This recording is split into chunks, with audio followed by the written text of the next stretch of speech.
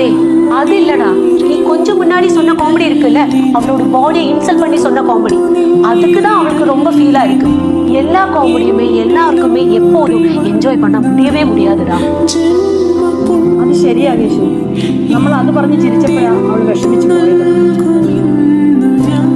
ചേച്ചി പറഞ്ഞില്ല എനിക്ക് വേണ്ടാന്ന്, ഇങ്ങനെ കഴിച്ചോ. ചേച്ചി സോറി ചേച്ചി, അബദ്ധം പറ്റി പോയത് രാവിലെ പറഞ്ഞത്. ചേച്ചി സോറി ചേച്ചി, പോട്ട് ഞാൻ അനിയല്ലേ, വിട്, അബദ്ധം പറ്റി പോയി. ചില കുടുംബക്കാര് കാണുമ്പോ ചോദിക്കും, ഈ കൊച്ചെന്താ ഉണങ്ങിയിരിക്കുന്നേ, ഈ കൊച്ചിന് വീട്ടിൽ ആരും കഴിക്കാനും തിന്നാനൊന്നും കൊടുക്കാറില്ലേ, ഈ കൊച്ചു കഴിക്കാറില്ലേ, ഇവരെന്തിനാ